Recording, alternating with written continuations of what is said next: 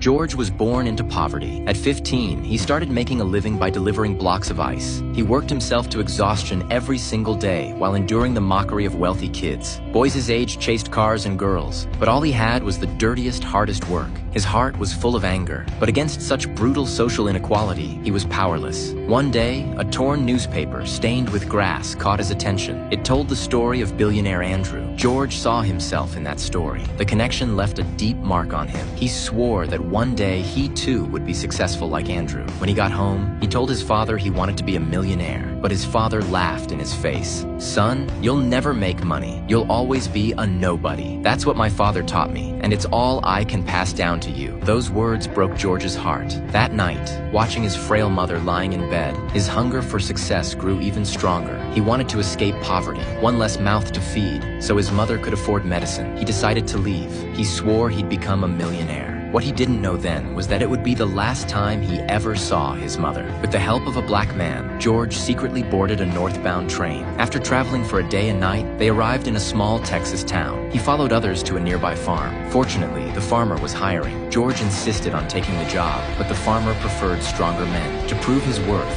the boy picked up a heavy-set man nearby, making the farmer burst out laughing. The farmer admired his initiative and decided to hire him. Farm work was brutally tough. His frail body couldn't take it. The posts he drove into the ground kept falling over. To keep pace, he even worked through his breaks, trying to do every task as best as he could. At night, while others played cards, George sat alone, deep in thought. He knew earning money alone had no future, so he gathered his courage and asked the farmer about the secret to wealth. The farmer had him sit down and shared his advice. There are many conditions for success, but only by becoming the leader of a team can you reach the top. Those words hit George like lightning. Then he asked, "If we finish work early, can you give me part of the money we save?" The farmer laughed and said, "I like your attitude." The next morning, his co-workers noticed George was missing. They thought he'd run away, but when they reached the oil field, they found him already working all night long. He had even created a chain work system, reorganizing tasks to make everything more efficient. Under his leadership, a job that normally took 3 days was done in 1. The boss kept his word. George earned extra pay. With brains and grit, he made his very first money, $30. He immediately sent 20 back to his mother so she could buy medicine. Just then, he noticed a man wearing a shiny gold belt. George approached him and asked how he had made his fortune. The man proudly replied, "In Texas, there's gold everywhere." George instantly grasped the real meaning.